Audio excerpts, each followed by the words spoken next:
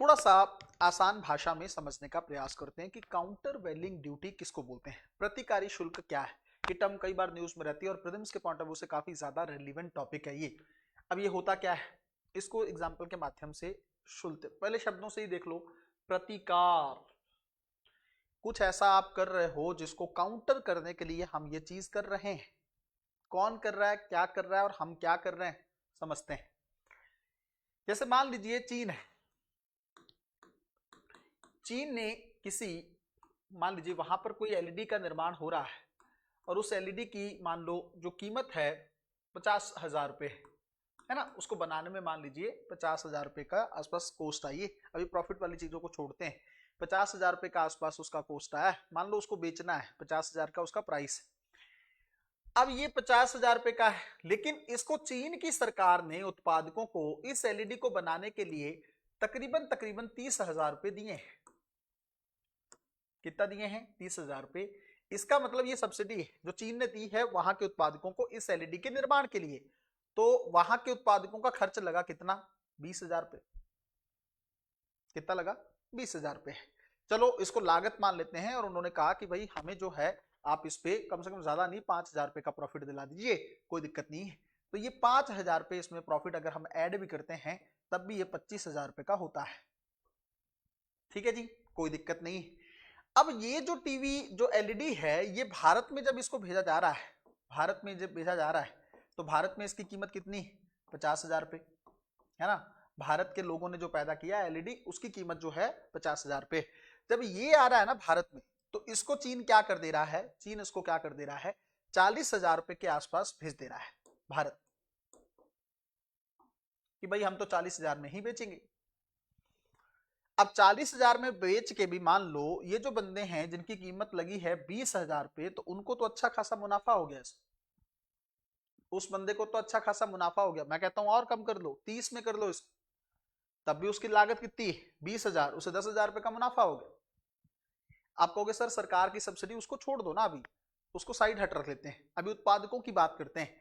उत्पादकों, उसमें तो गेम किया है ना सरकार ने, चीन की सरकार ने पैसा दिया है, क्यों किया है वो मैं बताता हूं आपको। अभी आप बस इतना समझिए, 20,000 रुपये उसके लगे हैं, मान लो मैं थोड़ा सा इसको 30,000 में लेके आता हूं ताकि आप थोड़ा और अच्छे से समझ सकें।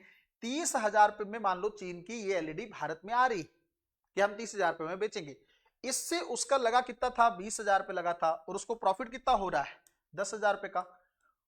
30 पे बेच के भी वो 10,000 का मुनाफा कमा रहा है। लेकिन भारत में मान लीजिए ये 40 में बनी, 45 में बनी और बिक रही है 50,000 रुपये में एलईडी, तो भारत के उत्पादक को तो नुकसान हो रहा है। और दूसरी बात, उस अगर मान लीजिए भारत का कोई उत्पाद है 50,000 रुपये का, उसके सामने 30,000 रुपये का सेम उत्पाद मिल रहा है, तो लोग किसको लेना चाहेंगे, 30,000 वाले को, सस्ता है।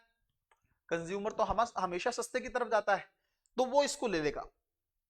ठीक है, अगर ऐसा होने दिया जाता है तो हमारे स्थानीय उत्पादकों को क्या हुआ, नुकसान हुआ, और चीन अपना गेम खेलने में कामयाब हो गया। तो सरकार क्या करेगी, सरकार बोलेगी कोई दिक्कत नहीं है, आप 30,000 रुपये में बेच रहे हो ना भारत में, आ जाओ हम इसमें 20,000 रुपये शुल्क लगाएंगे, 20,000 रुपये शुल्क लगा के इसकी कीमत कर देंगे 50 के।